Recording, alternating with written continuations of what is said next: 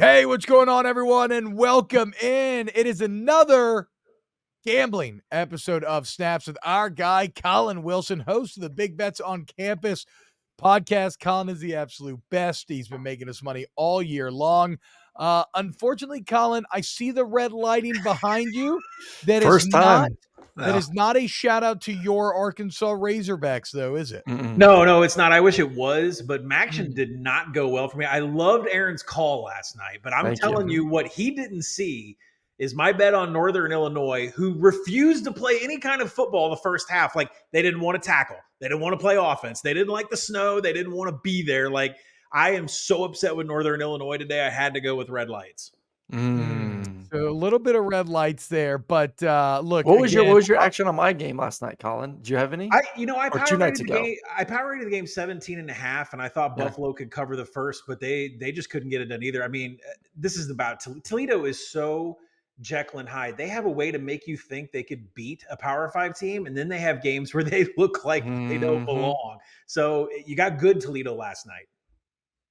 All right. Well, let's see who's going to be good this weekend, as we always do with Collin. And by the way, you can find all of his work on the Action Network, Big Bets on Campus podcast. Again, I really cannot recommend Collin enough. The insight that he amasses through the system that he's created is, I love it. It's unparalleled. NBA fans, the wait is over.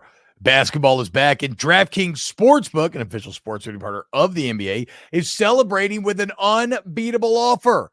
Right now, new customers can score $200 instantly in bonus bets for throwing down $5 on the NBA. Win or lose, like, it doesn't matter. You start the season with an instant dub. And always remember, the DraftKings parlays, everyone's got a shot at even bigger basketball wins. So string together multiple bets in the same game or build a parlay across multiple games for a shot at making your payday even sweeter. Bottom line is, basketball is more fun when you're in on the action. So download the DraftKings Sportsbook app now and use code T-Bob, T-B-O-B. New customers get $200 in bonus bets instantly for betting just $5. Only on DraftKings Sportsbook with code T-Bob, T-B-O-B. The crown is yours. Okay, let's talk then about some of the biggest games. And let's start with the one where, Collin, I'm just too close to it. I've been saying it all week. I don't know what to do. I don't know what to make heads or tails. It's Alabama, LSU in Tuscaloosa. An incredible strength for LSU in the offense, an incredible weakness in the defense. What is the Collin Wilson number system saying on this one? I want you and I to be friends after this. Still friends, I hope. But I'm taking Bama -3 here. And, the handicap for me, I probably maybe have a different handicap than anybody else. What do these two offenses do? Inside zone. That's it. Jaden Daniels, Jalen Milroe, they run inside zone more than any other thing in a run concept. And when that run is not there, they hit the quick slants. Now, whether that's going to be Jermaine Burton or Malik Neighbors, that is what the offenses are going to do. So my handicap really started on the other side. Which defense is going to be able to stop inside zone? Alabama, 59% success rate against inside zone. LSU, 44% success rate against inside zone. It's not pretty. So maybe when Jaden Daniels tries to pull the ball out and hit Malik Neighbors, he's going to be able to hit that slant. But then you go and look, and Malachi Moore and Terrion Arnold are both graded top 200 in individual slot corners and PFF grading. I can't find a single LSU player in the defensive secondary that is graded at all as far as covering any of the slants that Jalen Milroe is going to try to hit. Then when you want to throw a little bit extra on it, Alabama's 5th in pass explosives right now. Like, Jalen Milroe throws a beautiful ball downfield. So going on inside zone alone and who's going to win that battle, it all points to Alabama. I know there's a ton of other factors in this game, and I hear a lot of other handicaps, but really it's about inside zone and who can hit the slant, and that's going to be Alabama. All right, let's go to the game that I care a little bit more about. Georgia, Missouri, 3:30. Georgia, number 2 team in the country. Missouri last year, kind of gave Georgia a scare middle of the season.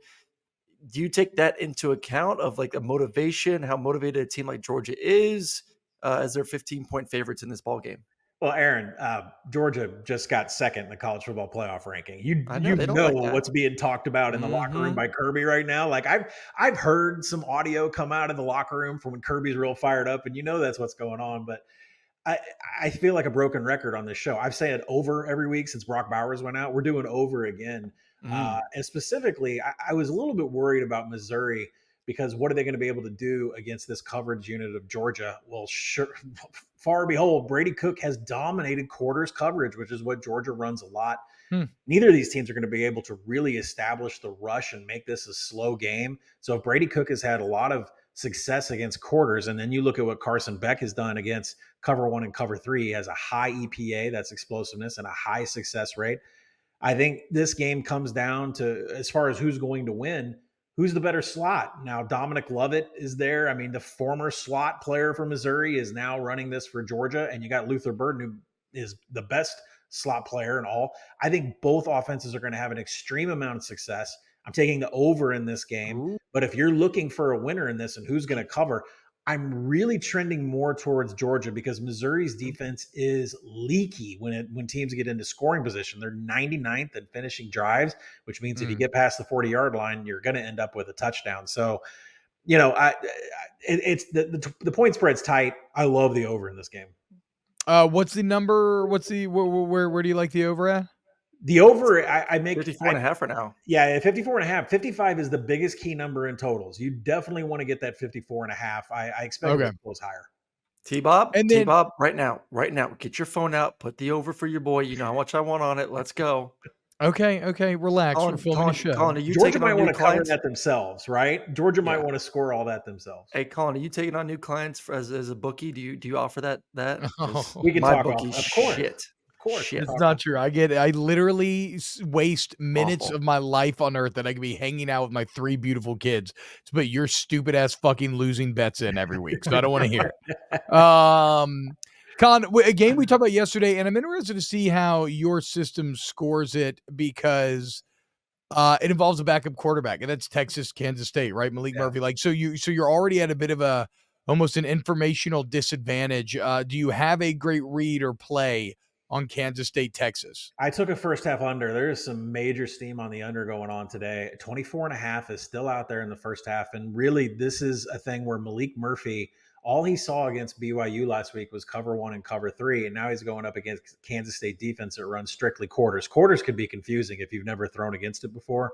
So there's going to be a lot of reads that he's going to be off on. I just think there's going to be a very slow process for Texas to start getting points on the board. But when you go and look at what Texas is in the red zone, they're 120th in touchdown efficiency in the red zone.